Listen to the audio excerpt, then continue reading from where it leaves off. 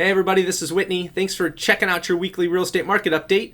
I want to touch base this week around a common theme I keep getting questions on from each one of these videos. It's really based around that, are we going to be in a buyer's market? What's going to happen to pricing? Is this going to be a 2008? So to touch base on that, I want to just explain a little bit about how that works.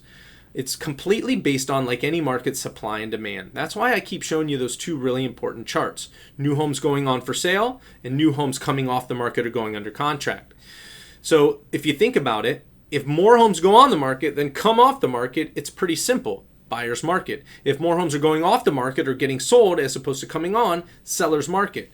Anytime one has the upper hand greatly in that scenario, they're going to control the transaction and completely control the price. In a buyer's market, the buyer will have more control over the transaction and will negotiate a lower price. In a seller's market, the seller will have the upper hand in the negotiations and will greatly influence that price. So to look at how that looks today, I'm going to throw up those two charts that we always focus on: new homes for sale and homes under contract, right? If you notice, I always keep February in these charts. That's because it shows an accurate representation of what the numbers look like pre-corona. Notice new homes under contract, right? 71 is the average per week that was coming on the market pre-corona. Now look at homes under contract, right? 50 properties going off the market at any point in time as an average in February. Now, obviously, there's a huge disruption to those numbers that can be shown and represented in these graphs, right? But the funny thing is, the actual margin between them stayed the exact same. And these are numbers, they're completely just pulled from the MLS, so I can't manipulate them.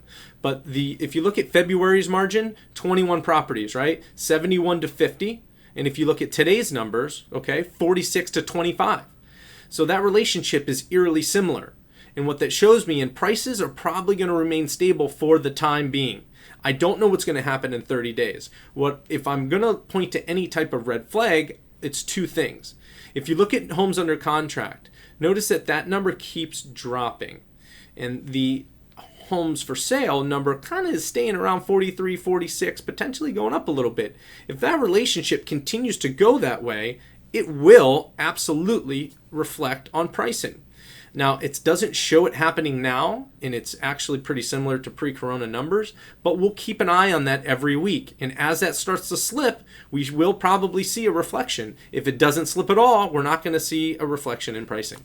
Another graph I want to point out and kind of throw up there that I don't touch on too much, but I've been seeing kind of a red flag come out, is the average days on market.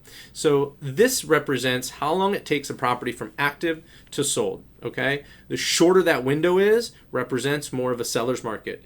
The longer that window is, represents more of a buyer's market. So as you notice here, those numbers have been kind of growing. And what it's showing me is that the average day on market's up to about 132.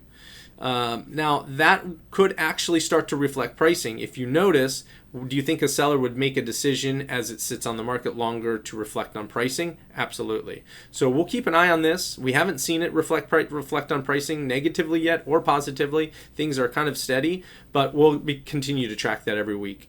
I'll also touch on interest rates. So again, 2.75, they stayed normal from last week. The FHA, VA loans are 2.75, super low. So if you do want to take advantage, it's a good time to do that. And as always, guys, it's Friday. I know the weekend kind of has lost a little bit of its enthusiasm lately, and some people don't even know what day it is. But have a great weekend. We'll talk to you again next week. Stay safe and try to laugh a lot. See you guys. Bye.